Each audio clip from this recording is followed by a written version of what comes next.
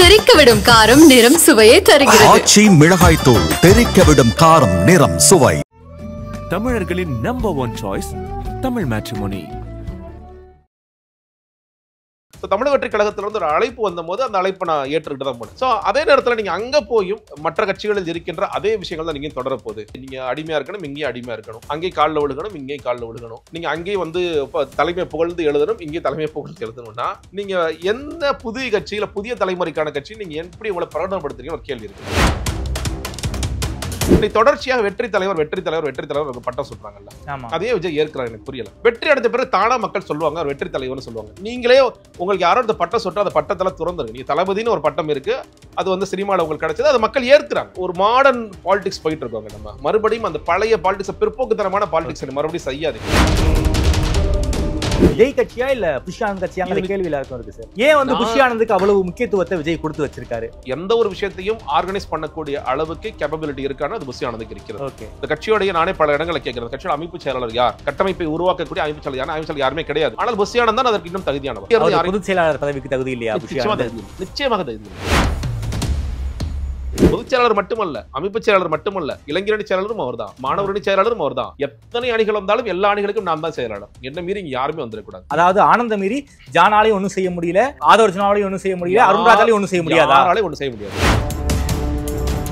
ஆனா ஜான் என்ன ஆயிட்டாருன்னு கேட்டீங்கன்னா, ஒரு சமயத்துல நம்ம ரெண்டு பேரும் ஒண்ணு அன்கோ போட்டுக்கலாம், அவ்வளவுதான். ஒரு கட்டம் வரைக்கும் ஜானுக்கு வந்து புஷியை பிடிக்கல, அதுக்கப்புறம் இணையும் செல்ல வேண்டிய கட்டாயம் அவங்க ரெண்டு பேருக்கு வந்திருக்கு. ஆமா, எங்கள்கிட்ட நான் இதெல்லாம் வந்து உடனே ரகசியங்களை உடைக்கிறேன் இல்ல, எங்கள்கிட்ட சொல்லிருக்காரு, நீ எப்படியாவது இவரை ரீப்ளேஸ் பண்ணாம இந்த கட்சி உருப்படாது பிரதர், இவரை காலி பண்ணாம இந்த கட்சி உருப்படாது பிரதர். அப்படி சொன்ன ஜான் வந்து ஏன் வந்து இன்னைக்கு வந்து புஷியோட நெருக்கமாயிட்டாரு? வழி இல்ல இல்ல. நான் சொன்னேன், நான் புதுக்கோட்டை போறீங்க, அங்க புதுக்கோட்டை மாடல பிரதர் யாரையும் பாத்துறாதீங்க. ஜான் சொல்றாரு யாரையும் பாத்துறாதீங்க, எந்த கூட்டத்துக்கும் போயிடாதீங்க, உங்க மேல பயங்கர கடுப்புல இருக்காங்க. எந்த அளவுக்கு போறாருன்னா, நீங்க ஒரு சம்பவம் பாத்தீங்களா, என்னங்க இன்னைக்கு நம்ம கட்சிக்குள்ள ஒருத்தர் இது பாட்டில் எடுத்து குத்திட்டாரு, எதுக்கு இதை சொல்ற, என்ன சொல்ல வர நீ? நான் போய் அவன்கிட்ட பேசினா என்ன வந்து ஜெகதீஷ் எடுத்து கத்தி எடுத்து குத்திடுவானா, என்ன சொல்ல வர நீ? சார் இது மிரட்டல் சார். அதான் சொல்றேன், சீப்பான சில விஷயங்கள்லாம் பண்ணுவாங்க. ஓகே, நீங்க வந்து புஷி ஆனந்துக்கு அடிமையா இருந்திருக்கணும். அடிமையா இருந்தாலே கட்சிக்குள்ள நீங்க இருந்திருக்கலாம். நீங்க வந்து அடிக்கடி பனையூர் போய் ஆனா எப்படி என் காலில் விழுந்துட்டே இருந்தேன்னா உனக்கு பொறுப்பு போட்டிருப்பாரு. சூடு சுரண வெக்கமான சுயமரியாதை எதுவும் இருக்கக்கூடாது. அப்படி இருந்தாதான் தாவேக்காவில பதவி. அதுதான் அவர் திரும்ப. இதெல்லாம் விஜய்க்கு தெரியுமா சார்? தெரியாம எப்படிங்க இருக்க முடியும்? விஜயால மாற்றத்தை கொடுக்க முடியுமா? முடியாது. இல்லங்க, முடியாது. எப்படிங்க கொடுக்க முடியும்? அவர் முதல்ல உள்ள வந்து ஓன் பண்ணி பிரச்சனைகளை அணுகி கற்றுக்கொண்டு படித்து எல்லா விஷயமும் செய்தால்தான் அது முடியும். ஆதனையர்களுக்கு அன்பு வணக்கம். இன்று நம்மோடு அரசியல் விமர்சகர் திருமிகு ஜெகதீஷ் இருந்துள்ளார். வணக்கம் ஜெகதீஷ் சார். வணக்கம். நல்லா இருக்கீங்களா? நல்லா இருக்கேன். நான் உங்களை எப்போ கடைசியா பார்த்தேன்னா, தந்தி டிவி மக்கள் மன்றத்துல நீங்க வந்து பேச வந்திருக்கீங்க. அப்போ நான் வந்து ஆடியன்ஸா வந்தேன். நான் வந்து உட்காந்து பார்த்தேன். ரமேஷ் சார் பேனல், உங்களுக்கு opposite panel Tughlaq Ramesh sir, அதுக்கப்புறம் வந்து ஆலூர் ஷானவாஸ் வந்து, அதுக்கு நான் ஆடியன்ஸா நான் வந்து வந்திருந்தேன். ஆமா, அப்போ வந்து உங்களுடைய ஸ்பீச்சுக்கு சரியான ரெஸ்பான்ஸ் சார். டிவிகே வியன்ஸ் வந்து அந்த அளவுக்கு ஃபயர் விட்டு ரொம்ப நீங்க அந்த அளவுக்கு உங்களுடைய வாதங்களும் ரொம்ப அருமையா வச்சிங்க. நான் அப்போ வந்து அந்த பார்த்துட்டு நான் உங்கள்கிட்ட பேசினேன், நான் ஃபோன் பேசினேன். சார் உங்களுக்கு நல்ல ரெஸ்பான்ஸ் இருக்கு, நீங்க வந்து ஒரு ஆஃப் மினிட்டா தான் நீங்க வந்து என்கிட்ட பேசிக்கிட்டு இருந்தீங்க. நான் இருப்பேனா இருக்க மாட்டேனாங்க ஒரு டைலமால நீங்க இருந்தீங்க. நான் உங்கள்கிட்ட நான் பேசினேன், உங்களுக்கு நல்ல ஸ்பேஸ் கிடைச்சிருக்கு, நீங்க வந்து டைலமால இருக்கீங்கன்னு எனக்கு தெரியும். உங்க ஸ்பீச் ரொம்ப ரொம்ப நல்லா இருந்துச்சு. டிவிகே தாவேக தொண்டர்களுடைய ரியாக்ஷனும் அவ்வளோ சூப்பரா இருந்துச்சு. எந்த ஒரு மனம் ஆச்சரியங்களையும் கடந்து நீங்க வந்து கட்சியிலேயே டிராவல் பண்ணுங்க சார், உங்களுக்கு கொஞ்சம் எதிர்காலம் இருக்கு சார் நான் சொன்னேன். சொல்லி நவம்பர் மாதம் நடந்திருக்குன்னு நினைக்கிறேன். இன்னும் ஒரு 7-8 மாசம் கடந்து வந்துட்டோம். நீங்க டிவிகேல இருந்து முழுமையாக வெளியே வந்து டிவிகேல பல பிரச்சனைகள் இருக்கு, அதை பத்தி நீங்க வந்து அட்ரஸ் பண்ணிக்கிட்டு இருக்கீங்க. குறிப்பாக டிவிகேல தான் நீங்க டிவிகேல சேரீங்கன்னு கூட எனக்கு தெரியாது. ஏன்னா தொடர்ச்சியா நீங்க வந்து ஆதனுக்கு வந்து பேசிக்கிட்டு இருக்கீங்க, யார்கிட்டயுமே கூட நீங்க ஓபன் பண்ணல. அதுக்கப்புறமா தான் எங்களுக்கு தெரிய வருது நீங்க வந்து டிவிகேல ஜாயின் பண்ணுது. அதே தான் இப்போ நீங்க வெளியே வந்து எனக்கு மிகப்பெரிய ஷாக்கு. என்ன சார், என்ன காரணத்துக்காக டிவிகேல சேர்ந்தீங்க, என்ன காரணத்துக்காக வெளியே வந்தீங்க? நீங்க சொன்ன இடத்துல இருந்தே பேசலாமே. நீங்க வந்து அந்த நேரத்தில் தான், அதுக்கு முந்தைய வாரம் நீங்க தந்தி சொன்னீங்க, அதுக்கு முந்தைய வாரம் தான் வட்டமேசை விவாதம் புதிய தலைமுறை அதுவும் போயிட்டு இருந்தேன். பயங்கர ரெஸ்பான்ஸ், பயங்கர. உண்மையிலே வந்து நான் அதான் சொல்றேன் இல்லையா, ஜெகதீஸ்வரன் வந்து யாருக்குமே தெரியாதுன்னு சொல்லிட முடியாது. ஜெகதீஸ்வரன் வந்து அரசியல் தெரிஞ்சவங்களுக்கு கூர்ந்து கவனிக்கிற ஒரு 5 வருஷமா நீங்க எல்லா டிபேட்லயும் நீங்க மோஸ்ட் எல்லா சேனலையும் பேசிக்கிட்டு இருக்கீங்க. நான் ஆரம்பிச்சது 2011 ஆக்சுவலா. 2010 முதல்ல ராஜ் டிவில தான் வந்து 2010ல நிஜந்தன் சார் அப்ப வந்து இந்தியா இருந்தார். அந்த டைம்ல ஆரம்பிச்சது. 2010ல இருந்து கிட்டத்தட்ட இப்போ 15 வருஷமா டிராவல் பண்ணிட்டு ஓகே இருக்கேன். மேபி யூடியூப் சேனல்ஸ்க்கு நான் ஆமா. லேட்டாக தான் வந்தேன். நான் யூடியூப் சேனல்ஸ்க்குலாம் பெரிய ப்ராப்ளம்லாம் கிடையாது. இந்த மெயின் ஸ்ட்ரீம் மீடியால இருக்கின்ற எல்லா சேனல்ஸ்லையும் நீங்க பேசியிருக்கீங்க. ஆமா ஸோ நீங்க வந்து அதனால ஜெகதீஸ்வரனை அரசியல் தெரிஞ்சவங்களுக்கு, அரசியலை கூர்ந்து கவனிக்கிறவங்களுக்கு, ஒரு கட்சிகள்லாம் எப்படி செயல்படுது, அடுத்தடுத்து என்ன நடக்கும் அரசியல் அப்படின்னு சேனல்ஸ் டெய்லி மெயின் ஸ்ட்ரீம் ஒரு டிபேட் பேனலிஸ்ட் அவங்க எல்லாருக்கும் எல்லாருக்குமே தெரியும் தெரியும். பத்திரிகையாளர் மத்தியில் எல்லாருக்குமே ஆமா. தெரியும். ஆங்கர்ஸ் மத்தியில் தெரியும், பத்திரிகையாளர்கள் எல்லாருக்குமே தெரியும். அப்படிதான் இருந்துச்சு. தமிழக வெற்றிக் கழகம் உண்மையிலே அடுத்த ஒரு நாட்சுக்கு ஜெகதீஸ்வரனை கொண்டு போச்சானா, நான் இன்னைக்கும் அதை வந்து அங்கீகரிக்கிறேன். ஆமா உண்மை. ஜெகதீஸ்வரன் அடுத்த ஒரு இடத்திற்கு கொண்டு போச்சுன்னா எல்லோருக்கும் தெரியுமான, எல்லா பொதுமக்களுக்கும் தெரியுமானா இல்லை, அது தெரியக்கூடிய வாய்ப்புகள் இல்லை. ஒரு கட்சி சார்ந்த சில பேர் இப்போ வந்து ஒரு திமுக முகம், ஒரு அதிமுக முகம், ஒரு அரசியல் விமர்சகருக்கு ஒரு பெரிய முகம்லாம் இல்லை. ஒரு சில நடுநிலை சில விஷயங்களை பேசிட்டு போவார்ப்பா, சில விஷயங்களை கரெக்டாக சொல்லுவார். சமூக செயற்பாட்டாளராக சமூகத்துக்கு சார்ந்த சில விஷயங்களை சொல்லுவார். அப்படிதான் எல்லாரும் பார்ப்பாங்க. ஸோ அது வந்து எடுத்துட்டு போச்சு. நீங்க அது குறிப்பாக வந்து விஜயின் ரசிகர்கள் இல்லை விஜயின் தொண்டர்களாக இருப்பவர்கள் ஈரோட்டில் வந்து பெரிய ரெஸ்பான்ஸ் கொடுத்தாங்க. அந்த ஈரோட்லையும் சரி, அதே மாதிரி சென்னையிலும் வந்து கூட்டம் ரோட்லலாம் நின்றுச்சு. அது ரொம்ப சின்ன ஸ்பேஸுங்கிறதுனால அக்காமடேட் பண்ண முடியாது இருந்துச்சு. அப்பெல்லாம் பெரிய ரெஸ்பான்ஸ் இருந்துச்சு. நான் ஏன் வந்து உங்கள்கிட்ட அன்னைக்கு அப்போ நான் ஒரு டைலமால இருக்கேன்னு சொல்லியிருப்பேன்னா, அதற்கு 2 வாரங்களுக்கு முன்னாடி தான் நான் வந்து இந்த மாநாடு குறித்து சில இடங்கள்ல சில விமர்சனங்கள் தான். அது நானே தான் சொல்றேன். இப்பயுமே நானே தான் சொல்றேன்.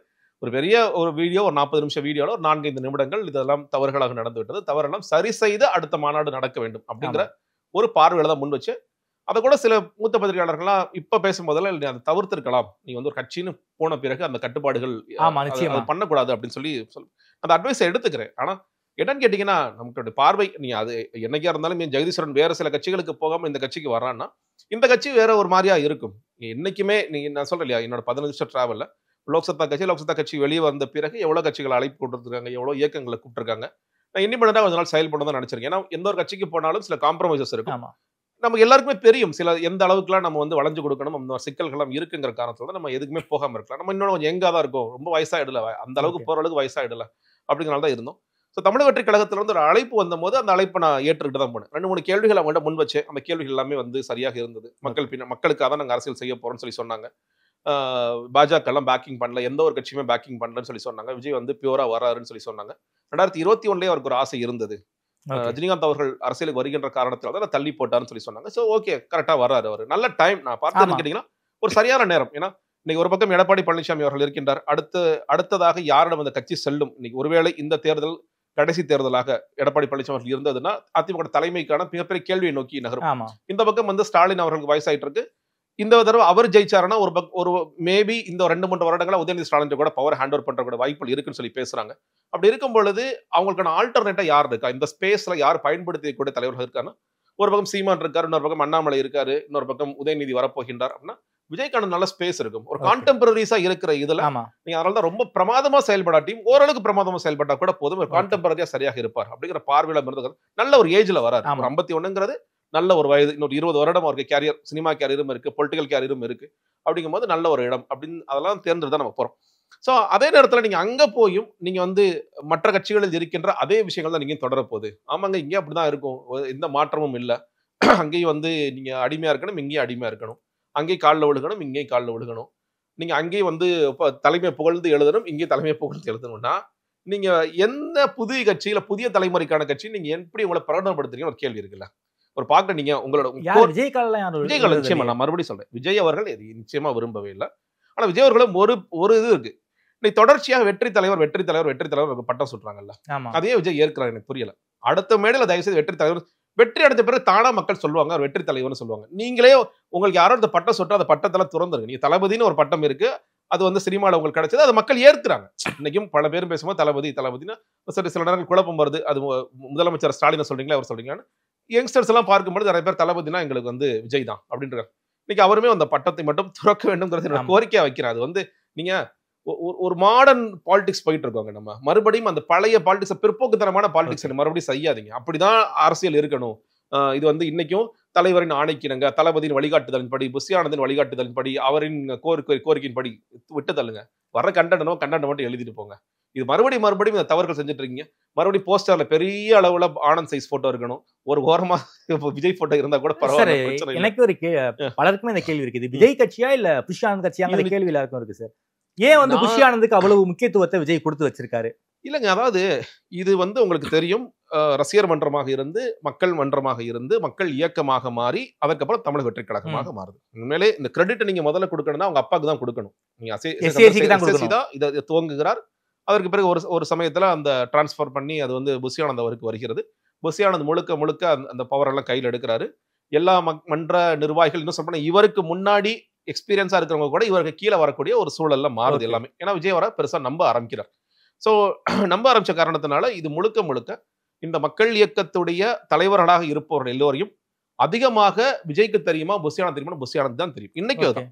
மேபி எஸ்ஏசிக்கு தெரிஞ்சிருக்கலாம். நீங்க வந்து இன்னும் பழைய டீம்ல புதிய டீம் கூட கொஞ்சம் பேர் அவங்க வந்து அவர் பார்த்திருக்கலாம், அவருக்கு தெரிஞ்சிருக்கலாம்.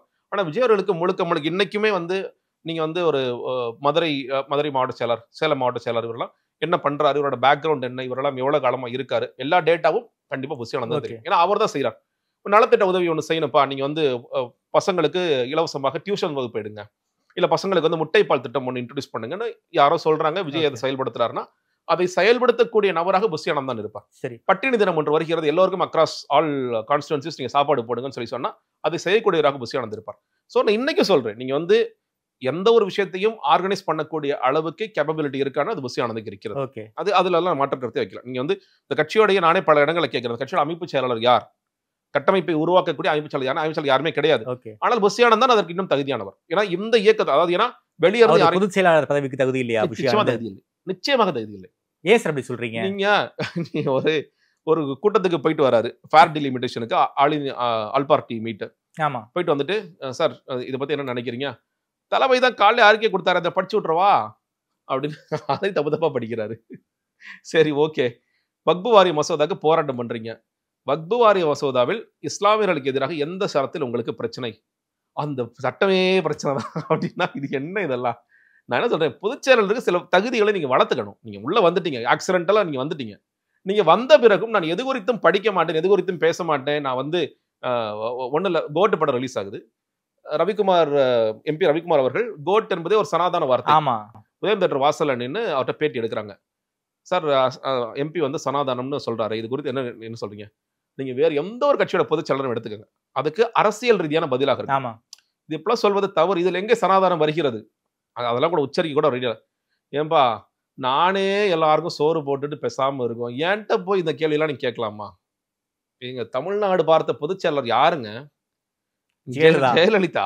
இங்க அன்பழகன் இருந்தார். அதற்கு முன்னாடி இருந்த பொதுச் செயலாளர்கள் யாரு, இன்னைக்கு திமுக இருக்கிற பொதுச் செயலாளர்கள் யாரு? நீங்க அரசியல் ரீதியான எந்த எடப்பாடி பழனிசாமி எல்லாமே சொல்றேன், அரசியல் ரீதியான எந்த ஒரு கேள்வி கேட்டாலும் அரசியல் ரீதியாக அதை எதிர்கொள்வாங்க. இவர் அரசியல் ரீதியாக எதிர்கொள்ள கூட தயாராக இல்லாதவரை நீங்க பொதுச் செயலாளர் சொல்லிட்டு இருக்கீங்க. நாளைக்கு வந்து அவர் என்ன ஏதோ அவர் இப்போ லிஸ்ட் ஒன்று போடுறாங்க, அவர் தான் நாளைக்கு நிதித்துறை அமைச்சரா. இந்த கூத்தெல்லாம் தமிழ்நாடு பார்க்கணுமா? இன்னைக்கு சொல்றேன், அமைப்பு செயலாளராக கட்டமைப்பு செய்வாரா, நீங்க வந்து பெரிய கூட்டம் ஆர்கனைஸ் பண்ணுவாரா, அதெல்லாம் பண்ணுவார். ஆனால் பொதுச் செயலாளர் என்று கேட்டால் நிச்சயமாக. ஆனா அவருக்கு என்னன்னா, பொதுச் செயலாளர் மட்டுமல்ல, அமைப்பு செயலாளர் மட்டுமல்ல, இளைஞரணி செயலாளரும் அவர் தான், மாணவரணி செயலாளரும் அவர் தான். எத்தனை அணிகள் வந்தாலும் எல்லா அணிகளுக்கும் நான் தான் செயலாளர். என்ன மீறி இங்க யாருமே வந்துடக்கூடாது. அதாவது ஆனந்த மீறி ஜானாலையும் ஒன்றும் செய்ய முடியல, ஆதவர்ஜனாலையும் ஒன்றும் செய்ய முடியல, அருண்ராஜாலையும் ஒன்றும் செய்ய முடியாது, யாராலையும் ஒன்றும் செய்ய முடியாது. ஆனா ஜான் என்ன ஆயிட்டாருன்னு கேட்டீங்கன்னா, ஒரு சமயத்துல நம்ம 2 பேரும் ஒன்னா அன்கோ போட்டுக்கலாம், அவ்வளவுதான். நம்ம 2 பேரும் ஒன்னா ஒரு கட்டம் வரைக்கும் ஜானுக்கு வந்து புஷியை பிடிக்கல, அதுக்கப்புறம் இணைந்து செல்ல வேண்டிய கட்டாயம் அவங்க 2 பேருக்கு வந்திருக்கு. ஆமா, எங்கள்கிட்ட நான் இதெல்லாம் வந்து உடனே ரகசியங்களை உடைக்கிறேன் இல்ல, எங்கள்கிட்ட சொல்லிருக்காரு, நீ எப்படியாவது இவரை ரீப்ளேஸ் பண்ணாம இந்த கட்சி உருப்படாது பிரதர். ஓகே, இவரை காலி பண்ணாம இந்த கட்சி உருப்படாது பிரதர். அப்படி சொன்ன ஜான் வந்து ஏன் வந்து இன்னைக்கு வந்து புஷியோட நெருக்கமாயிட்டாரு? வழி இல்ல. இப்ப நீங்க மேபி இப்ப எங்கள்கிட்ட சொல்றாருன்னா விஜய் சொல்லிருக்கலாம், சார் இது சரியா வராது, இவர் வச்சுக்கிட்டு கட்சி நடத்த முடியாது, இந்த பிரச்சனைகள்லாம் இருக்கு. நீங்க ஒண்ணு இல்லைங்க, இப்போ மாநாடுக்கு பிறகுதான் மாவட்ட செயலர்கள் போடுறாங்க. ஆமா, நீங்க எதிர்பார்த்த ஏதோ பயங்கரமான முகங்கள்லாம் வரல. எந்த முகங்கள்னு எனக்கு தெரிஞ்சதோ, எந்த முகங்கள் நீங்க பார்த்தீங்களோ அதே முகங்கள் தான் வந்துச்சு. இதை நீங்க எதுக்காக வெயிட் பண்ணி ஒரு வருஷம் தள்ளி போடுறீங்கன்னா, ஜானுக்கு அது ஏற்பு இல்லை. ஜான் என்ன சொல்றாரு, சார் இந்த மாவட்ட செயலர் வச்சுட்டுலாம் நம்ம செயல்படுத்த கட்சியை நடத்த முடியாது, இவங்க மாவட்ட செயலர்களுக்கு தகுதியற்றவர்கள். ஜான் இதை சொல்றாரு. மறுபடியும் சார் இவங்களை வச்சுட்டு எப்படி சார் நீங்க கட்சி ரன் பண்ணுவீங்க? ரசிகர் மன்றத்துல இருந்தவங்க எல்லாருமே ரசிகர் மன்றத்துல இருந்தவங்க இவங்க பொறுப்புகள் கொடுங்க. பொறுப்பு நானே சொல்றேன், பொறுப்புகள்லாம் நிச்சயமா 20 வருஷம் வேலை பார்த்திருக்காங்க. ஆனா இவங்களை மாவட்ட செயலராக தான் வச்சுக்குவேன் அப்படின்னு நீங்க சொல்றீங்க இல்லையா? இல்ல அதற்கு மேல மண்டல செயலாளர்கள் அந்த மாதிரி ஏதாவது கொண்டு வந்தா. பட் இதுல ஜானு ஒரு என்ன சொல்றேன்னா, சரி ஓகே நீங்க வேணாம்னு சொன்னீங்க இல்லையா, இவங்களுக்கான ரீப்ளேஸ் பண்ண நீங்க யாராவது சொன்னீங்க, ப்ரப்போஸ் பண்ணீங்களா? ஓகேங்க, என்கிட்ட ஒரு 60 முக்கியமான லீடர்ஸ் இருக்காங்க, அந்த லிஸ்ட் உங்கள்கிட்ட வந்துச்சு. என்னை போன்றவர்கள் கொடுத்தார்கள். எத்தனையோ பேர் வந்து சார் இவங்கெல்லாம் வர சரி, இப்போ இருக்கிற மாவட்ட செயலாளருக்கு ஆல்டர்னேட்டிவா நீங்க எல்லாம் பட்டியலாம் கொடுத்தீங்களா? அது எக்ஸாக்ட் ஆல்டர்னேட்டிவ் சொல்ல முடியாதுங்க. இப்போ வந்து இந்த மாவட்ட செயலாளர் ரீப்ளேஸ்மெண்ட்லாம் கிடையாது சார். ஒரு எல்லா கட்சியிலும் முக்கியமான லீடர்ஸ் வர்றாங்க, பெரிய லிஸ்ட் இருக்கு அப்படின்னு சொல்லி இப்ப நான் ஒரு 10 பேரை கொடுக்குறேன். வேற சில பேர் வந்து ப்ரப்போஸ் பண்றாங்க, வேற சில பேர் உள்ள வந்து விஜய் அவர்களே பார்த்துட்டு போறாங்க. அவங்க பேசுறாங்க என்கிட்ட, இந்த மாதிரி பார்த்திருக்கோம், தலைவர் கண்டிப்பா நல்லது செய்வாரு, மாறுவாரு. சொல்ல முடியுமா? இல்ல வேண்டாம், அது யாரு, ஏன்னா அவங்க எல்லாருமே ரொம்ப தூரம் விலகி போயிட்டாங்க. அவங்கள மறுபடியும் ஹர்ட் பண்ற மாதிரி இருக்காது. சோ அவங்க வந்து இவர்களை யாரையுமே நான் உள்ள விட்டுற மாட்டேன். ஏன் சார்? அதாவது கட்சியில பெரிய முகம் யாரும் கிடையாது. நம்ம கட்சியை பொறுத்த வரைக்கும் விஜயை தெரியும், அதே போல ஆனந்த தெரியும், இப்போது வந்து ஆதவர்ஜுனாவை நமக்கு தெரியுது. ஆமா. ஆனா மற்ற யாரையுமே நம்ம கட்சியில தெரிய மாட்டேங்குது. யாராவது விஷயம் தெரிஞ்சவங்க, ஒரு பிரபலமான முகம் கட்சிக்குள்ளார வந்தா நம்ம ஐடென்டிட்டிக்கு ஆபத்து அப்படிங்கிற ஒரு இன்ஃபீரியாரிட்டி காம்ப்ளெக்ஸ் வந்து ஆனந்துக்கு இருக்கா? நிச்சயமாக இருக்கிறது. எல்லாத்தையுமே த்ரெட்டா தான் பாக்குறாரு. ஓகே, எல்லாத்தையுமே த்ரெட்டா பாக்குறாரு. ஒரு சமயத்துல இது நான் வந்து நானே நம்பல. ஜான் என்ன சொல்றாருன்னா, பிரதர் உங்களே த்ரெட்டா பாக்குறாரு. பிரதர்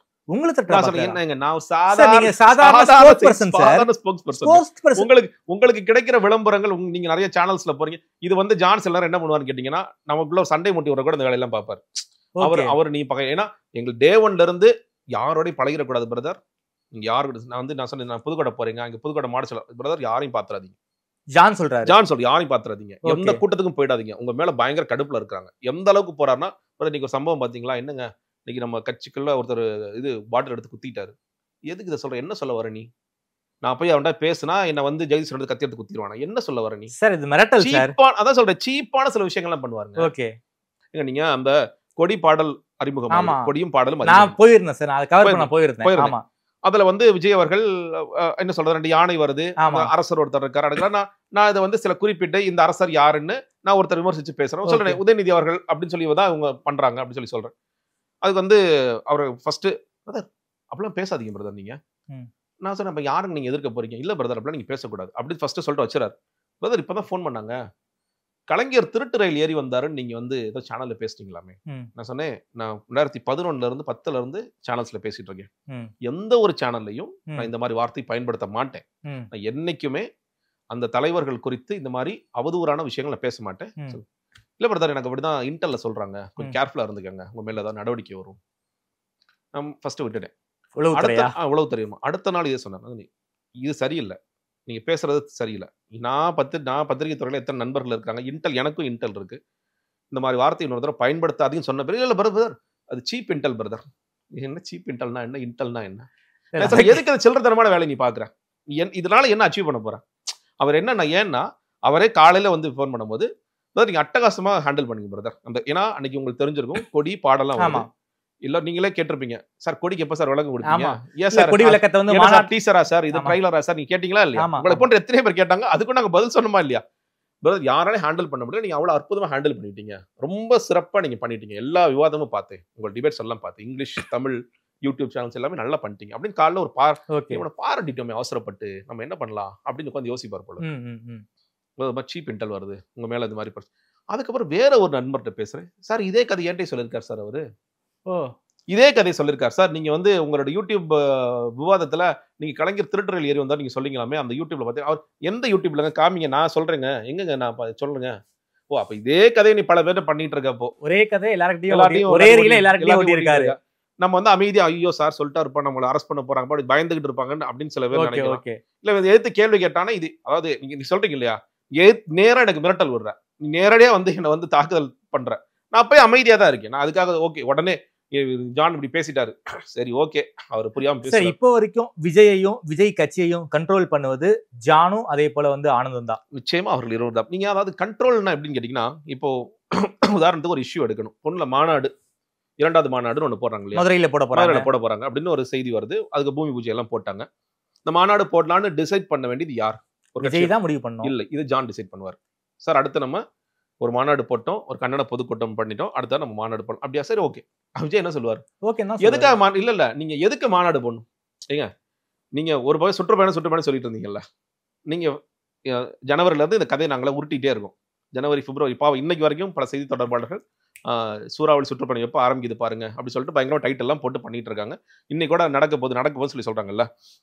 செப்டம்பர் சுற்றுப்பயணம் தான். நம்ம வந்து செயற்குழு கூட்டம் போறதுக்கு முன்னாடி கூட ஆகஸ்ட் 14 இருந்து சுற்றுப்பயணம் சொன்னீங்கல்ல. ஆகஸ்ட் 14 சுற்றுப்பயணம் என்னாச்சு? ஏன் வந்து இப்ப மாநாடு வருது? இப்ப இந்த மாநாட்டுக்கான நோக்கம் என்ன? முதல் மாநாடு என்ன சாதிச்சீங்க நீங்க? அது கொள்கை பிரகடன மாநாடு. இந்த மாநாடு என்ன சொல்ல போறீங்க? நீங்க கூட்டணி குறித்த நிலைப்பாடும் உங்களோட செயற்குழு கூட்டத்துல சொல்லிட்டீங்க. இதுல என்னங்க சொல்ல போறீங்க? என்ன டிக்ளேர் பண்ண போறீங்க? நான் என்ன கேட்கிறேன், நீங்க என்ன வேணாலும் பண்ணுங்க. இந்த கேள்வி எல்லாம் விஜய் கேட்டிருப்பாருன்னா கேட்டிருக்க மாட்டார். மாநாடா சரி நடத்திக்க, எங்க நடத்தணும், மதுரை இல்லையா, ஓகே மாதிரி நடத்திக்க. எதுக்கு இந்த மாநாடு நடத்தணும்? எதுக்காக? சார் கட்சி விஜய் ஆரம்பிச்சாரு, ஒரு இன்னைக்கு வரைக்கும் விஜய்க்கு வந்து ஒரு அரசியல் தெளிவில்லாம தான் இருக்காரா? நிச்சயமா இருக்கார். Unfortunately S. விஜய் வந்து இங்க மக்கள், சாமானிய மக்கள் நம்புறாங்க. விஜய் வந்தா நமக்கு வந்து மாற்றம் வரும்னு நினைக்கிறாங்க.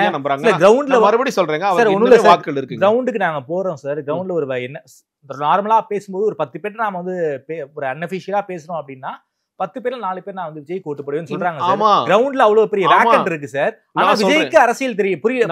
நான் சொல்றேன், ஆமா, நான் டிராவல் பண்ற ஒவ்வொருத்தரோடையும் நான் யாருன்னு காமிச்சிக்க மாட்டேன். நான் அது டிவிக்கில் இருக்கும்போது சரி, டிவிக்கில் இல்லாதபோது சரி, நான் சாதாரண மனிதனாக அப்படியே பேசிட்டே வரும்போது யாருக்கு ஓட்டு போடுவீங்க? விஜய்க்கு தான் ஓட்டு போடுவோம்.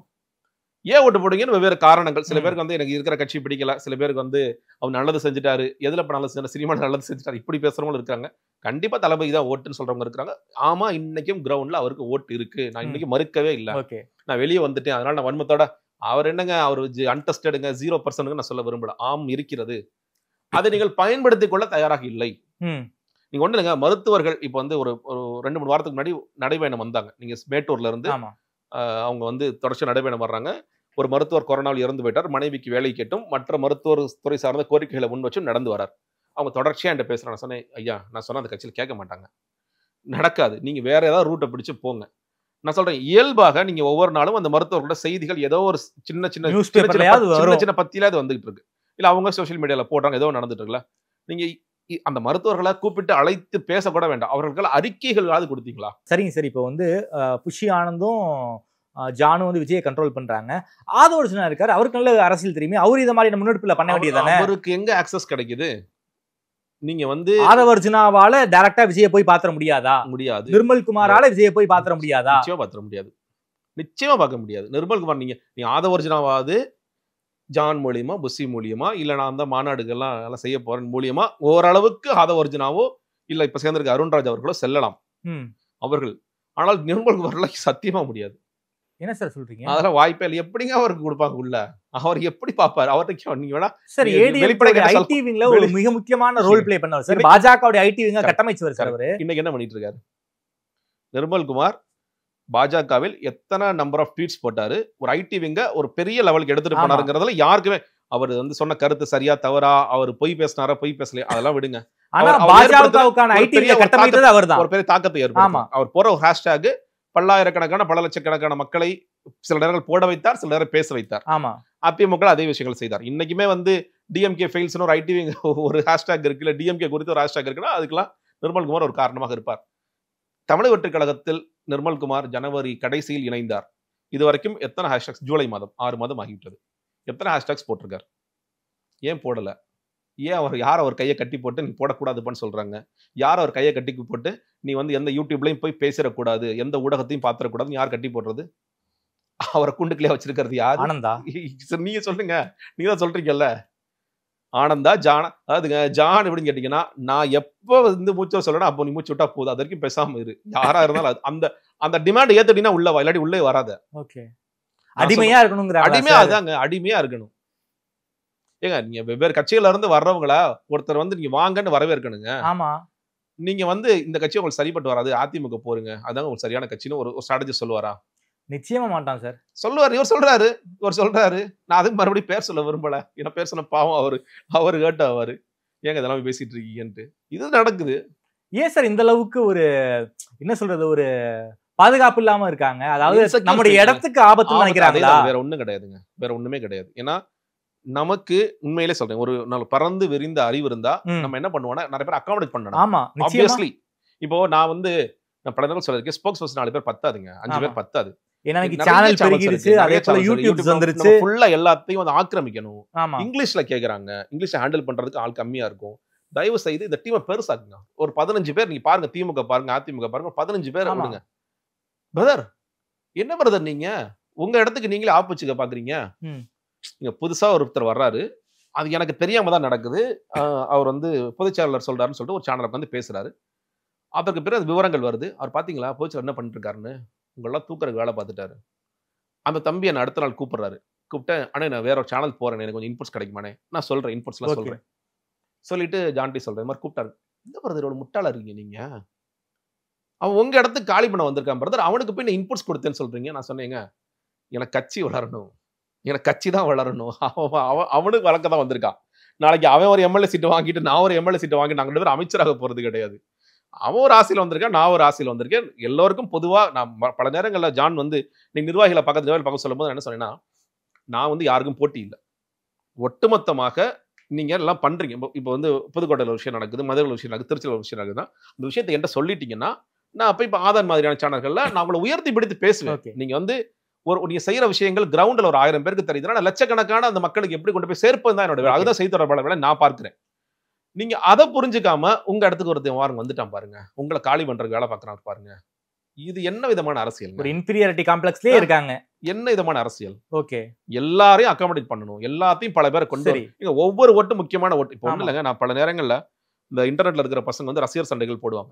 ரஜினிகாந்த் ரசிகர்களோட, அஜித் ரசிகர்களோட, சிவகார்த்திகேயன் ரசிகர்களோட எல்லா அரசியலும் சண்டை பண்ணா வேண்டாம், நீ அரசியலுக்கு வந்துட்ட. விஜய் என்ன சொல்றாரு, அவர் தான் சூப்பர் ஸ்டார், விட்டுருங்க, அதோட விட்டுருங்கட்டார்ல. மறுபடியும் எதுக்கு போய் அவனை வம்பிழுத்துட்டே இருக்க?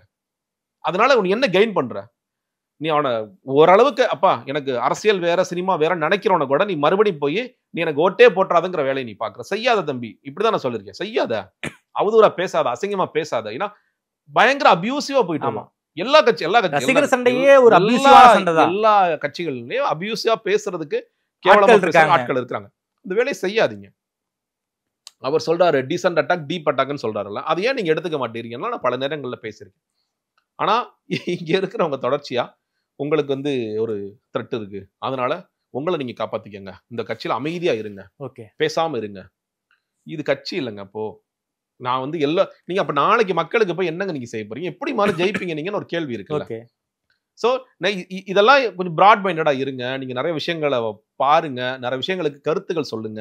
நான் அதான் சொல்லிருக்கேன், பல நேரங்கள்ல நீங்க இந்த விஷயங்கள் குறித்து பேச வேண்டிய அவசியம் இல்லை. நிச்சயமா அவங்க பெருசா அட்ரஸும் பண்றது கிடையாது. நான் வந்து கொள்கை தலைவர்னு பெரியார சொல்றீங்க, பெரியார பத்தி அவ்வளவு காட்டமான ஒரு மோசமான ஒரு வசைய சீமான் வைக்கிறாரு. இன்னைக்கு வரைக்கும் விமர்சனத்தை, இன்னைக்கு வரைக்கும் அதுக்கான வந்து ஒரு பதில் வந்து விஜய் தரப்பு சொல்லவே இல்லை. ஜான் ஆரோக்கியசாமி இன்னைக்கும் சீமானோட விசுவாசி,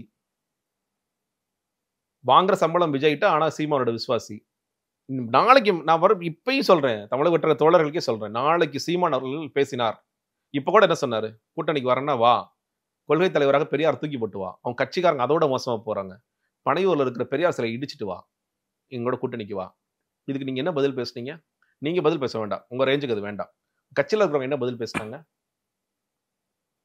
ஏங்க உங்களுக்கு வந்து டெத் த்ரெட் கொடுத்து, அதாவது நீ அந்த பக்கம் நெல்லு இல்ல இந்த பக்கம் நெல்லு, நடுவில் நின்று லாரி அடிபட்டு சாகாதுன்னு சீமான் சொன்னாரா? அந்த சீமானுக்கு போய் பிறந்தநாள் வாழ்த்து சொல்றீங்க நீங்க, ஓடி போய். உங்களோட லாஜிக் என்ன எனக்கு புரியலையே. அந்த சீமானுக்கு எதற்காக நீங்கள் பிறந்தநாள் வாழ்த்து சொல்ல வைக்கிறீங்க? கமல்ஹாசன் அவர்களுக்கு நீங்கள் வாழ்த்து சொல்ல வேண்டிய அவசியம் இல்லை. ஏன்? ஏன்னா திமுக கூட்டணியில இருக்காரு. திமுக கூட்டணியில இருக்காரு. சரி, அப்ப திமுக தலைவருக்கு எதுக்கு நீங்க வாழ்த்து சொல்றீங்க? ஹாப்பி பர்த்டே ஸ்டாலின் எதுக்கு? இது போன வருஷம் எடப்பாடிக்கு வாழ்த்து, இந்த வருஷம் எடப்பாடிக்கு வாழ்த்து இல்லையே. போன வருஷம் கூட்டணியில இருப்பார், இந்த வருஷம் கூட்டணி அவர் பேச மாட்டேங்கிறாரு அவங்ககிட்ட. அதாவதுங்க ஒரு லாஜிக்கலா நாங்க சில விஷயங்கள் செஞ்சா ஓகே, நாங்க பல நேரம் நம்ம கேள்வி கேட்போம்.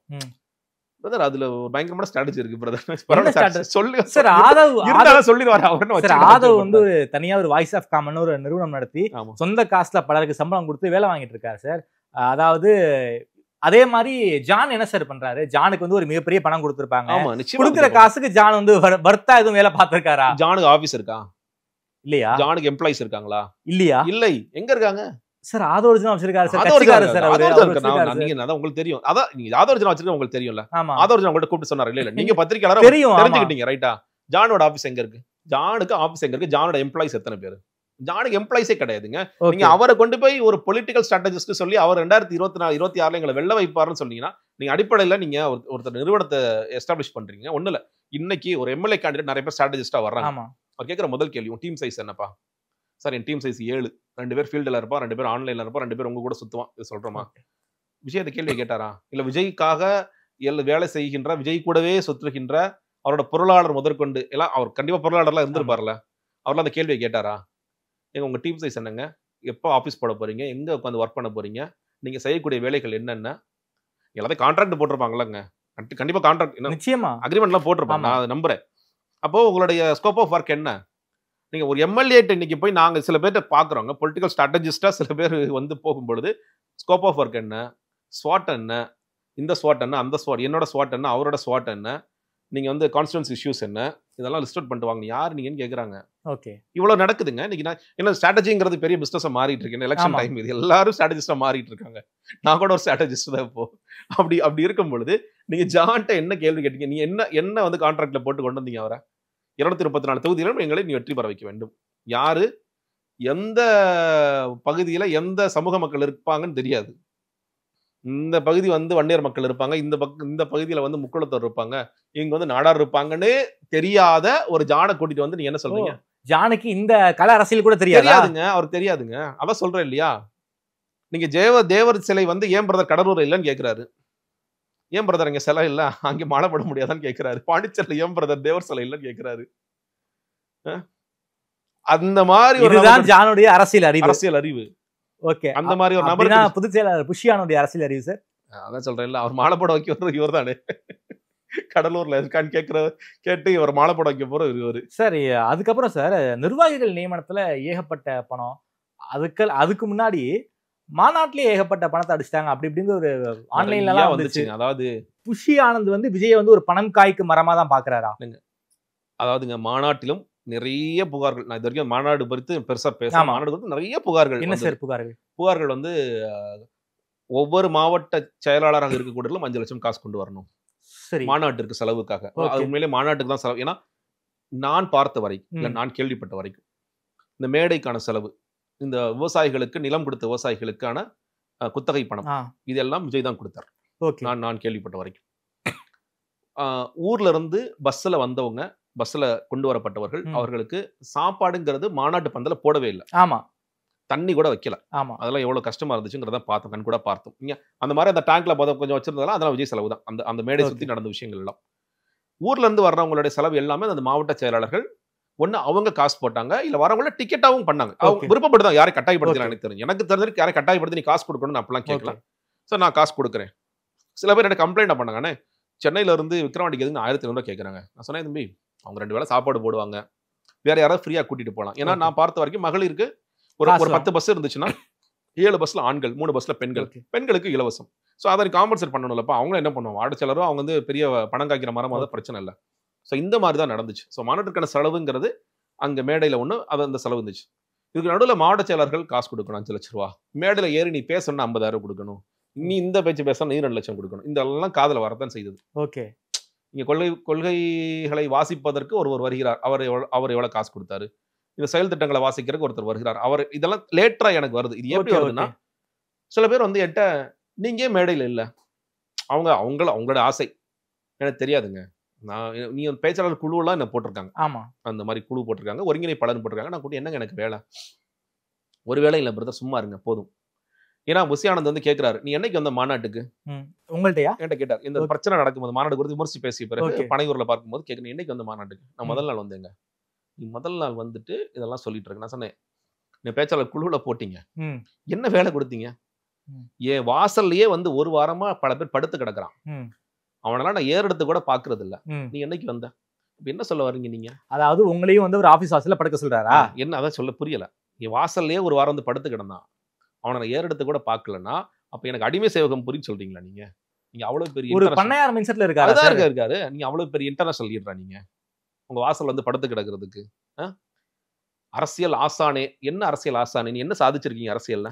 புஷி தொகுதியில 2500 ஓட்டு வாங்கியா?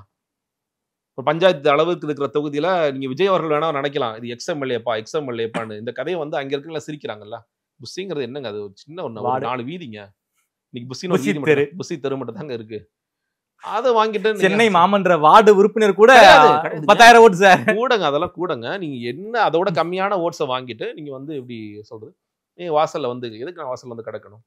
எனக்கு கொடுக்கப்பட்ட வேலையை நீங்க வந்து செய்யவே விடல, கடைசி வரைக்கும் நீங்க செய்ய விடல. நான் வந்து ஒண்ணு இல்லைங்க, பேச்சாளர் குழுக்கு ஒரு வாட்ஸ்அப் குரூப் போடுறேன். வாட்ஸ்அப் குரூப் யாரை கேட்டு போட்டீங்கன்னு ஜான் வந்து காலையில் 2 நாள் அப்படியே நான் ரொம்ப பிஸியா இருக்கும் போது எனக்கு தொந்தரவு பண்ணிடாதீங்கன்னு சொல்றாரு. இந்த வாட்ஸ்அப் குரூப் போட்டோன்னே எவனோ ஒருத்தன் 10 வச்சுட்டான் போல.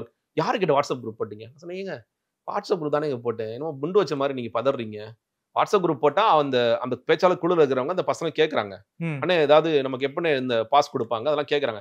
அந்த இன்ஃபர்மேஷனை டிசமினேட் பண்றேன் அவ்வளவுதான். வந்துச்சுன்னா நம்ம பாஸ் வந்து வாங்கிக்கமான்னு சொல்ல போறேன். அதெல்லாம் கிடையாது. உடனே கலைங்க. அதுக்கு முன்னாடி அவங்களே ஓடிட்டாங்க. ஏன்னா ஒவ்வொருத்தரவா ஃபோன் பண்ணி பேசுறாரு. ஓகே. யாரை கேட்ட அந்த வாட்ஸ்அப் குரூப்ல நீங்க அக்செப்ட் பண்ணீங்க? எப்படி உள்ள போனீங்க? உடனே வெளியே வாங்க. இது என்ன தீவிரவாத குழுவா ஏதாவது? பேச்சாளர்கள் குழுவை போட்டு நம்ம வந்து ஏதாவது தீவிரவாத செயல்கள் செய்ய போறோமா? ஏன் இவ்வளவு இன்செக்யூரா நீங்க இருக்கீங்க? உடனே எல்லாத்தையும் இது கலைச்சிருங்க. சரிங்க. புஷி கிட்ட எப்ப கடைசியா பேசுனீங்க?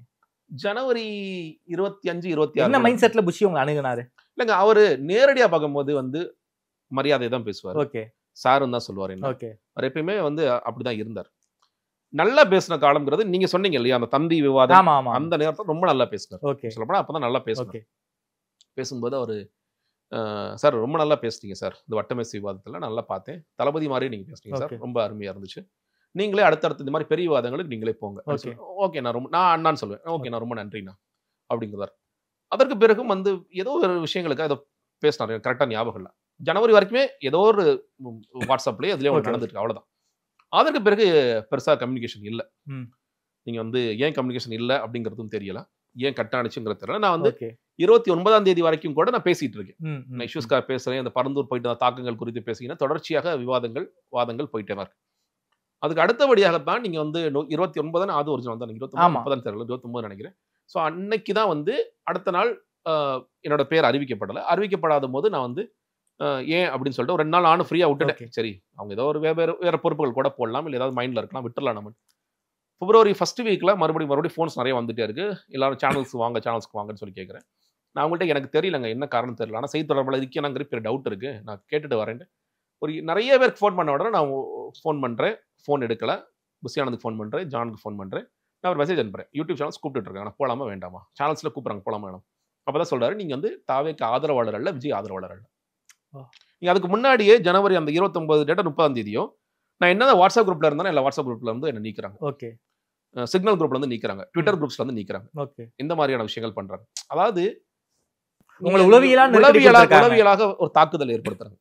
நான் சொல்றேன், நான் இப்ப என்ன சொல்றேன், நீ வேண்டாம் கட்சிக்கு, நீ இந்த கட்சிக்கு சரிப்பட்டு வர மாட்டா, நேரடியா கூப்பிட்டு சொல்லு. ஓகே நீ இதை தப்பு பண்ணிட்ட, ஏன் இன்னைக்கு வரைக்கும் சொல்லல தெரியுங்களா? அதாவது நீங்க வந்து புஷி ஆனந்துக்கு அடிமையா இருந்திருக்கணும், அடிமையா இருந்தாலே கட்சிக்குள்ள நீங்க இருந்திருக்கலாம். நீங்க வந்து அடிக்கடி பணியூர் போய் ஆனா எப்படின்னா என் காலில் விழுந்துட்டே இருந்திருந்தேன்னா உனக்கு பொறுப்பு போட்டிருப்பாரு. விஜய் கட்சியில் இருப்பவர்களுக்கு சுயமரியாதை இருக்கக்கூடாதுன்னு சொல்ல வராரு. ஆமா, என் காலில் விழுந்தாதான் வந்து மரியாதை.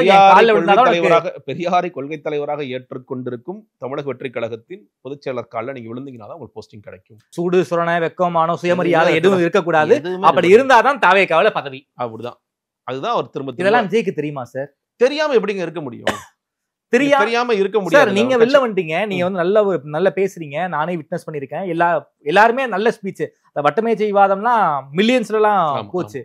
நிச்சயமா விஜய் தான் பார்த்தாரு. அதை பார்த்தாரு இவர் பார்த்தாரு. ஏன்டா விஜய் சொல்லல, ஜான் வந்து அன்னைக்கு ஒரு கட்சிக்கு ஒரு அசர்ட்டிவான ஆள் வந்து கட்சியை விட்டு வெளியே போறாரு அப்படின்னா யாருக்கிட்ட பிரச்சனை இருக்குங்கிறது அதான் சொல்றேன் இல்லையா. ஒண்ணு விஜய் அவர்கள்ட்ட ஏதாவது சொல்லிருக்கலாம், சார் அவர் அந்த தப்பு பண்ணிட்டார், சார் இந்த தப்பு பண்ணிட்டாருன்னு சொல்லிருக்கலாம். ஆனா எனக்கு என்ன இன்னைக்கு வரைக்கும் ஆகுதுங்கன்னா, தப்பு பண்ணிட்டேன் ரைட் சார். நீங்க விஜய் என்னைக்காவது பாத்திருக்கீங்களா கட்சியில? பாத்திருக்கேன்னா அதை சொல்றேன் இல்லையா, அவர் மேடையில எல்லோருக்குமான தலைவர் அம்பேத்கர் புத்தக வெளியீட்டு விழால நான் மேடையில இருந்தேன். அவர் 2வது சீட் வரைக்கும் கை கொடுத்தா, நான் 3வது சோஃபா சீட்ல இருந்தேன். அதற்கு பிறகு 2வது சீட்ல வந்து உட்காந்து பார்த்திருக்கேன். மாநாட்டு பந்தல நான் விஐபி சீட்ல தான் இருந்தேன். சோ நான் பார்த்திருக்கேன். 1-to-1 பார்த்து பேசுனீங்களா? பேசுனது இல்லை. ஏன்னா சில பேர் வந்து ரொம்ப அறிவாளிகள்லாம் நான் கண்டுபிடிச்சிட்டோம், அம்பேத்கர் இதுல பாருங்க அவர் அங்க உட்காந்துருக்காரு, தலைவர் இங்க உட்காந்துருக்காருன்னு ரொம்ப அறிவாளித்தனமான போஸ்ட் போட்டுட்டு இருக்காருன்னு கேள்விப்பட்டேன். அதனால பார்த்திருக்கேன். நான் டீட்டெயிலா சொல்லணும்னா நான் வந்து 15-20 வருஷத்துக்கு முன்னாடியே பார்த்திருக்கேன். மேடையில பார்த்திருக்கேன், சினிமா மேடைகள்ல பார்த்திருக்கேன். அதுக்கு பிறகு ஏதோ ஆடியோ லான்ச்சுக்கெல்லாம் போனேன், அதெல்லாம் பார்த்திருக்கேன். அதெல்லாம் நிறைய இடங்கள்ல பார்த்திருக்கேன். சந்திச்சது அப்படின்னா இல்லை. ஓகே, அதான் சொல்றேன். அந்த மாநாட்டுக்கு பிறகு ஒரு ரகசிய செயற்குழு கூட்டம் ஒன்று நடக்குது. முதல் நாளே வந்து சில பேர் போயிட்டாங்க. அந்த பசங்க வந்து எனக்கு இன்னுமே தெரியாதுன்னு நினைச்சிட்டு இருக்கேன். நான் தெரிஞ்சுட்டு தான் கேட்கறேன், எங்க பாருங்க நான் வீட்டுல இருக்கேனே, என்னப்பான்னு நாளைக்கு உங்களுக்கு வரலையானே, ஆமாண்ணே உங்களாம் கட்சியோட தூக்கலான்னு ஏதோ முடிவு பண்ணிட்டு இருக்காங்கன்னு அப்படிலாம் சொல்லி சொல்றாங்க. சரி பாத்துக்கலாம் அப்படி சொல்லி வரேன். ஸோ அந்த கூட்டத்தில் தான் முதலாக மற்ற செய்தி தொடர்பாளர்களுக்கு ஒரு வாய்ப்பு கிடைக்குது.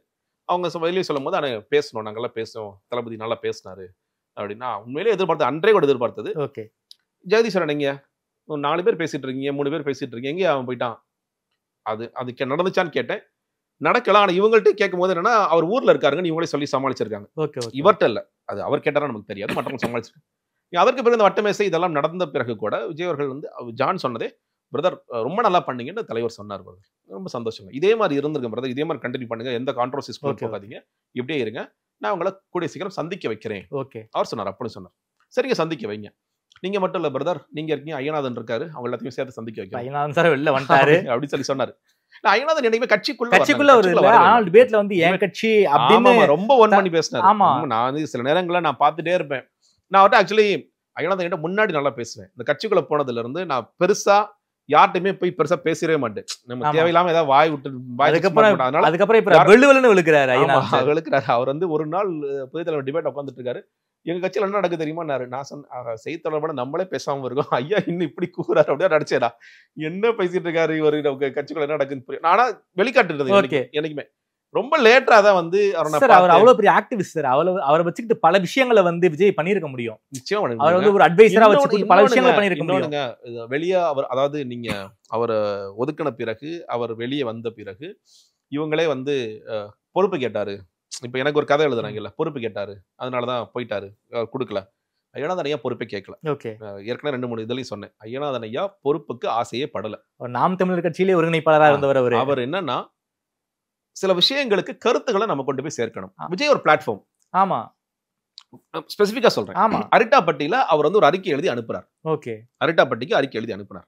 ஏன் அனுப்புறாருன்னா, ஐயநாதன் ஐயாவை மதுரை மக்கள் கூப்பிட்டு கேட்கறாங்க, ஐயா விஜய்ட்டு வந்து அறிக்கை வாங்கி கொடுங்க ஐயா, நாங்கெல்லாம் வீதிக்கு வந்து போராடிட்டு இருக்கோம் ஐயா, என்னையா அப்படி இருக்காரு, செய்யுங்க, சொல்லுங்க ஐயா, நீங்க சொன்னாதானே கேட்பாரு நாங்க நினைக்கிறோம், சொல்லுங்க ஐயா, முயற்சி தொடர்ச்சியா முயற்சி. எனக்கு அனுப்புறாரு. ஐயா எனக்கு அனுப்பிச்சுல ஒரு பிரயோஜனம், நான் படிச்சு பார்ப்பேன், நல்லா இருக்குங்க, ஏன்னா அதுக்கு அடுத்த ஸ்டெப் எடுத்து வைக்க முடியாது. ஏன்னா உங்களுக்கு ஜான் வந்து உங்களை காலி பண்ணணும்னு வேலை பார்த்துட்டு இருக்கும் போது என்ன பண்ண முடியும்? நான் அதெல்லாம் அவ்வளோதெல்லாம் சொல்லலை. ஐயா அது நடக்காதுங்க. இப்போ நீங்க நடக்கிற விஷயம் அவர் கொஞ்சம் கொஞ்சமா அப்புறம் தான் உணர்றாரு. ஏன்னா விஜய் அவர்கள் பார்த்து வந்த பிறகு அவர் கொஞ்ச நாள் கழிச்சு பேசும்போது ஒரு மாதிரி என்ன சொல்றாருன்னா, ஜெகதீஷ் அங்கேயே இரு, நீ அங்கேயே இரு, நல்ல இடம் தான், விஜய் நல்ல மனிதர் தான், அவர் நிறைய விஷயங்கள் உள்வாங்குறாரு, கேட்கிறாரு. ஆனா அந்த அதிமுக அதுல குழப்பம் இருக்கு அவருக்கு. அதிமுக தான் போவோம்னு இவங்க கதை சொல்லிட்டு இருக்காங்க. அந்த கதையை அவர் நம்புறாரு. அதிமுக நம்ம கிட்ட போவோம்ல, அதிமுக நம்ம கிட்ட வருவாங்கன்னு சொல்ல அந்த கதையை சொல்றாங்க, கதையை நம்புறாரு. அதனால புரிஞ்சுக்க முடியுது. பட் ஆனா அவர் நல்ல மனிதர், வெயிட் பண்ணு, அவர் நம்ம மாத்துவோம், நம்மளாம் சேர்ந்து அவர் வந்து ஒரு நல்ல ஒரு அரசியல் கட்சி தலைவராக மாற்றுவோம் அப்படிலாம் சொல்லி அவர் ஒரு எண்ணம் இருந்தது. ஆனா தொடர்ச்சியாக இவர் வந்து இந்த அறிக்கைகள் கொடுக்குறாரு, முட்டி முட்டி மோதி பார்க்கிறாரு, என்னென்னமோ செஞ்சு பார்க்குறாரு. அந்த கதவுகள் அப்புறம் திறக்கல. ஒன்ஸ் வெளியே வந்த பிறகு அதுக்கு பிறகு அவரால் சந்திக்கவும் முடியல, ரீச் அவுட் பண்ண முடியல, யார் மூலியமா போனாரு, யார்கிட்ட பேசினாரு, எதுவுமே அவரால் முடியல. அப்பதான் அவர் ஓகே நம்ம எடுக்கிற ஸ்டாண்டு தப்பு அப்படின்னு சொல்லிட்டு என்னைக்கு வந்து எனக்கு ஃபோன் பண்ணார். கரெக்ட், ஆதவ அர்ஜுனாவுடைய அப்பாயின்மெண்ட் அவருக்கு சுத்தமாக பிடிக்கல. ஏன்னா நான் புதுக்கோட்டை இருந்து ஃபோன் பண்ணாரு, ஜெயசன் இன்னைக்கு சேனலை உடச்சி பேசிட்டேன், கத்தம் அப்படின்னு. ஏங்க நீங்க வந்து எந்த கார்பரேட் அரசியலுக்குள்ள நீங்க போகக்கூடாதுன்னு, ஏன்னா ஏற்கனவே ஜானுங்கிற ஒரு கார்பரேட் இருக்காரு, அதாவது ஓகே நான் விட்டுறேன், பாதுங்கிற இன்னொரு கார்பரேட் வரும்பொழுது என்னால் அது வந்து சகிச்சுட்டு இருக்க முடியாது, அதனால நான் வெளியே போறேன். ஆதவ அர்ஜுனா வரப்போறேன்னு அரசியல் பஸ்ல வரும்போது எனக்கு கூப்பிட்டு கேட்டாரு, நடக்க போதான் கேட்டார். சார் வாய்ப்பு இருக்குங்க ஐயா, அப்படிதான் போகுது, நான் பாக்குற வரைக்கும் அப்படிதான் தெரியுது அப்படின்னு சொல்லி. ஏன்னா அம்பேத்கர் ஈவெண்ட்டுக்கு பிறகு அவர் வரப்போறான பெரிய செய்திகள்லாம் வந்துச்சு, அப்படிதாங்க இது தெரியுது எனக்கும். அவர் வந்து வாய்ஸ் ஆஃப் காமெண்ட்ஸ்லாம் வரப்போகுதுன்னு சொல்லிட்டு இருக்காங்கன்னு சொன்னேன். அதற்கு பிறகு வந்துட்டார் அப்படின்னு அஃபிஷியலா வந்த பிறகுதான் அதில் தான் அவர் வெளியே போறார். அதற்கு பிறகு நடந்த விஷயங்களை உடச்சு பேசுறாரு. அப்பொழுதும் அவர் என்னன்னா விஜயை தாக்கி பேசல. அவரு ஃபர்ஸ்ட் அவர் என்ன அவர்கிட்ட என்ன எல்லாரும் சொன்னாங்கன்னா, நீங்க வந்து ஒரு தலைவரை பார்த்து இவ்வளவு ஓப்பனா எல்லாம் பேசியிருக்க வேண்டிய அவசியம் இல்லை நீங்க அப்படின்னு சொல்லி சொன்னார். பட் ஆனா அவர் எப்படி பேசாம இருக்க முடியும்? நீங்க வந்து அவர் என்ன சப்போர்ட் பண்ணி பேசிருக்காரு, எவ்வளவு தூரம் சப்போர்ட் பண்ணி பேசிருக்காரு, இறங்கி ஒரு கட்சிக்காரன் மாதிரி அடிச்சிட்டு இருக்காரு அவர். இன்னொன்னுங்க, அவர் யாருங்க உள்ள கொண்டு வந்த அரசியல் பயிலரங்கத்துக்கு நீங்க வகுப்படுங்கன்னு சொன்னது யாருங்க? ஜான் தானே. ஜான் தான் அவரை கொண்டு வராருங்க. நீங்க அந்த அரசியல் பயிலரத்துக்கு வாங்க, எங்களோட தோழர்களுக்கு வகுப்படுங்க அப்படிங்கும்போது அவருக்கு அந்த கூட்டத்தை பார்க்கும் பொழுது, அவர் கூட வந்து எல்லாம் புகைப்படம் எடுக்கும் போது அவர் ஓன் பண்ணணும்னு நினைக்கிறாரு. அவர் ஓன் பண்ணணும்னா அது கட்சியை வந்து இவங்களை மாதிரி கபலீகரம் பண்ணிட்டு போயிடணும்னு நினைக்கல. வித்தியாசம் இருக்கு. இன்னைக்கு இருக்கிற கும்பல் வந்து விஜய் வந்து கட்சியை கபலீகரம் பண்ணணும்னு கூட யோசிக்கும். ஆனா அவர் அப்படிலாம் நினைக்கல. விஜய் மாதிரியான ஒரு பிளாட்ஃபார்ம் பயன்படுத்தி கொண்டு நம்ம மக்களுக்கு நல்லா செய்ய முடியுமா? ஸோ சார் நான் ஓப்பனாக உடச்சு கேட்குறேன் சார், விஜய்ங்கிற முகத்தை வச்சு புஷி ஆனந்தும் அதே போல் வந்து ஜானும் சம்பாதிக்கணும்னு நினைக்கிறாங்களா? ஜான் வந்து அந்த சம்பாதிக்கணுங்கிறதுனா லீகலாகவே அவருக்கு வருங்க. ஐ மீன் என்ன ஃபீஸோ அதை கொடுக்க போகிறோம். சில பேர் 15 கோடிங்கிறாங்க, 20 கோடிங்கிறாங்க. அதுக்கு ஒர்த்தான்னு கேட்டிங்கன்னா நான் சத்தியமாக ஒரு பைசா கூட ஒர்த் இல்லம்பேன். ஆனால் அவர் வாங்குறார். பஸ்யானந்த் சம்பாதிக்கிறார். நிச்சயமாக நீங்கள் வந்து இந்த போஸ்டிங்ஸில் சம்பாதிக்கிறாரு.